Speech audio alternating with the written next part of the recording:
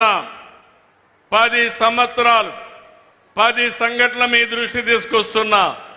ఇలాంటి వాళ్ళు ఒక రాజకీయ పార్టీ పెట్టడానికి అర్హత ఉందా? ప్రతి ఒక్క కుటుంబంలో చర్చ జరగాలని చెప్పి కోరుకుంటున్నా.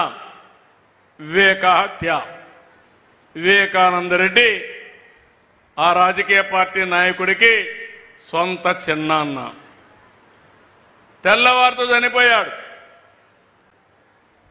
సాక్షి టీవీలో వచ్చింది గుండెపోటు.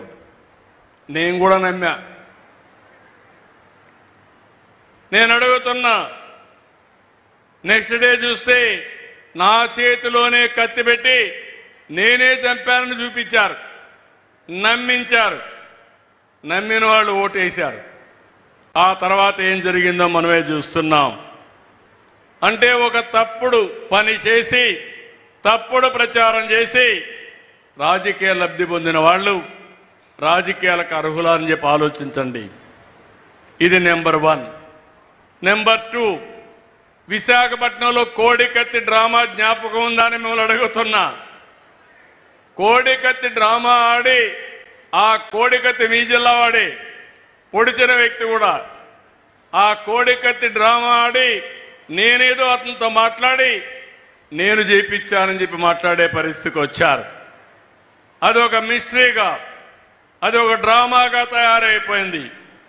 మూడోది, ఎలక్షన్ల ముందు గులకరాయి డ్రామా. ఎన్నికల సమయంలో గులకరాయి పిచ్చుకున్నారు. దానిపైన హాస్పిటల్కి పోయి టెస్ట్ చేయించారు. అక్కడ డ్రామా ఆడారు. డ్రామా ఆడి కడాన ఒక అమాయకుడిని చిత్రహింసలు పెట్టే పరిస్థితికి వచ్చారు. ఇక్కడే డయాఫామ్ వాలు, పోలవరం, ఆంధ్రప్రదేశ్కి జీవనాడి.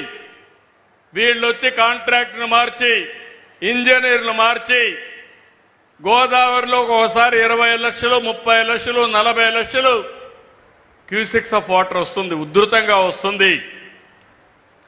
అలాంటిది పైన కట్టవలసిన అప్పర్ కాఫర్ డ్యామ్ కట్టకుండా పూర్తి చేయకుండా నిర్లక్ష్యం చేస్తే డయాఫామ్ వాల్ కట్టుకోబోయింది. అది కూడా నా వల్ల పోయిందని 5 ఏళ్లు కట్టకుండా వదిలిపెడితే దాన్ని రెక్టిఫై చేసి ఇప్పుడు కట్టుకునే పరిస్థితికి వస్తున్నాం. అంటే చేసిన తప్పును వేరే వాళ్ళపైన నెట్టడం ధర్మమా అని మిమ్మల్ని అడుగుతున్నా. ఇలాంటి వాళ్ళు రాజకీయాలకు కావాలని మిమ్మల్ని అడుగుతున్నా. ఎన్నికల ముందు మీరందరూ గుర్తుపెట్టుకోండి, మేము ఇంటింటికి పోయి ఆ రోజు ఉన్నటువంటి వాలంటీర్లంతా ప్రచారం చేస్తా ఉంటే వాలంటీర్లు లేకుండా పింఛన్లు ఇమ్మన్నాం. పింఛన్లు ఇమ్మంటే మే నెలలో పింఛన్లు ఇవ్వకుండా ముసలి వాళ్ళని తీసుకుపోయి అటు ఇటు తిప్పి ఒక 15 మందిని చంపేసి ఆ 15 మందిని నేను చంపేశానని నా మీద నెపవేశాడు. అవునా కాదా అని మిమ్మల్ని అడుగుతున్నా. ఇలాంటి దుర్మార్గులు మనకు అవసరమా అని మిమ్మల్ని అడుగుతున్నా. ఈరోజు నేను అడుగుతున్నా, వాలంటీర్లు లేరు, ఒక రోజులో మీకు పింఛన్ ఇస్తున్నామా లేదా అని మిమ్మల్ని అడుగుతున్నా. 3 గంటల్లో ఇస్తున్నా, అవునా కాదా? అవునంటే గట్టిగా చెప్పండి, కూడా చెప్పండి అవునని. ఇంకో పక్క ఈరోజు మీరు చూస్తే నేను ఎక్కడికి పోయినా నన్ను అడుగుతున్నారు, మీరు బాగానే పనిచేస్తున్నారు, మీ ఎన్డీఏ బాగుంది, బీజేపీ ఉంది, పవన్ కళ్యాణ్ ఉన్నాడు, పనులు బాగానే చేస్తారు అని సంతోషపడి అందరూ అడుగుతున్నారు. కానీ మీ రాష్ట్రంలో ఒక భూతం ఉంది, మళ్ళీ ఆ భూతం లేదని గ్యారంటీ ఏంటని అడుగుతున్నారు. దీనికి మీరందరూ ఒక విషయం గుర్తుపెట్టుకోవాలి. నేను ఆ రోజు అందరికీ చెప్పాను, ఈ భూతాన్ని పాతాళంలో కంట్రోల్ చేశాం, ఇంకా తిరిగి రాదని చెప్పాను. కానీ ఇక్కడ చూస్తే అరుంధతి సినిమా చూశారా మీరు? జ్ఞాపకం ఉందా మీకు? జ్ఞాపకం ఉంటే చేలు పైకెత్తండి.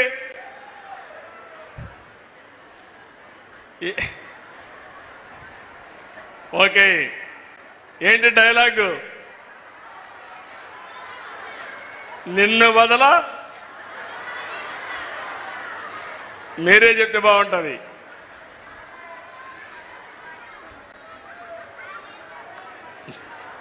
ఏదమ్మా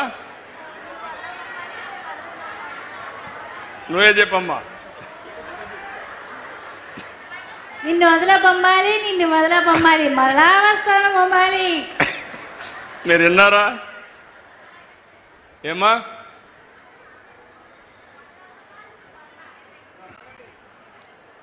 ఆ అమ్మాయికి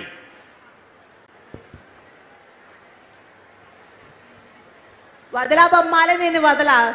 ఓకే, దట్ ఇస్ గుడ్. నిన్ను వదల బొమ్మాళి వదల, నిన్ను వదలనంటా ఉంది. అలాంటి అరుంధతిలో భూతమ్మగా మళ్ళీ మీరు చూస్తే ఈ భూతం మళ్ళా పైకి వస్తా ఉంది. మొన్న సింగయ్య మీరు చూసుంటారు, నేనే సీఎం, కార్ డ్రైవర్ కూడా గవర్నమెంట్ డ్రైవరే, పోలీసు కూడా సెక్యూరిటీ అంతా పోలీసులంతా గవర్నమెంట్ వాళ్లే. అందరూ వెళ్ళారు. వెళితే వీళ్ళ ఇష్ట ప్రకారం తొక్కించుకుంటూ పోతే ఒక అతను వాళ్ళ కార్యకర్తే కారు కింద పడ్డాడు. కారు కింద పడితే మీరేం చేస్తారని అడుగుతున్నా మిమ్మల్ని. ముందు కాపాడతారా లేదా అని మిమ్మల్ని అడుగుతున్నా. తీసి పొదల్లో బారేశారు. ఆ మనిషి చావు బతుకుల్లో ఉంటే అంబులెన్స్ వచ్చి తీసుకుపోతే అక్కడ వీడియో ఏమీ లేకుండా చేసి కడాన అతను చనిపోయిన తర్వాత ఆ వీడియో బయట వస్తే ఆ వీడియో బయట వచ్చిన తర్వాత ఆయన భార్యను పిలిపించి బెదిరించి ప్రలోభ పెట్టి అంబులెన్స్ వాళ్ళు చంపేశారని చెప్పి అంటారు. ఇలాంటి వ్యక్తిని ఏమనాలని అడుగుతున్నా. మొన్ననే నెల్లూరుకి వెళ్ళారు.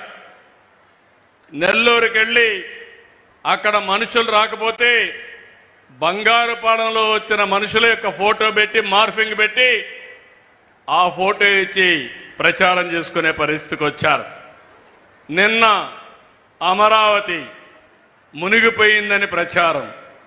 మొన్నటి వరకు అమరావతికి డబ్బు ఇవ్వద్దని అందరికీ లెటర్లు పెట్టి ఇది అమరావతిలో జరుగుతుంది, గవర్నమెంట్ ఆఫ్ ఇండియా 15,000 కోట్ల రూపాయలు డబ్బులు శాంక్షన్ చేస్తే నిధులు లేకుండా అడ్డం పడ్డారు.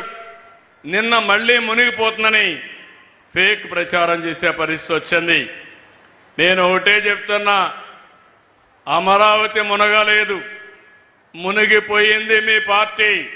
భవిష్యత్తులో పైకి రాకుండా భూస్థాపితం కాబోయేది మీ పార్టీ గాని అమరావతి కాదు.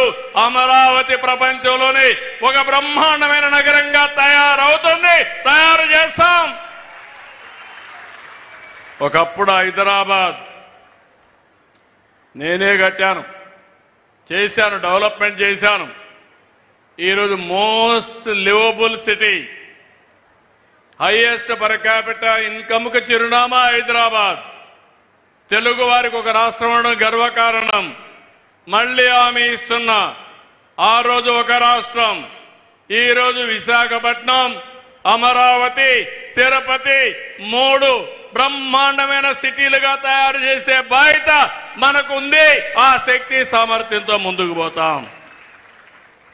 పెట్టుబడులు పెడతామంటే 9వ పాయింట్, దానిపైన మళ్ళా ప్రచారం పెట్టద్దని.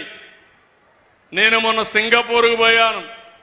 ఆ దేశంలో కూడా ఈయన చేసిన తప్పుడు పనులకి వాళ్ళు కూడా మన దేశం అంటే, మన రాష్ట్రం అంటే వ్యతిరేకత చూపించే పరిస్థితికి వచ్చారు.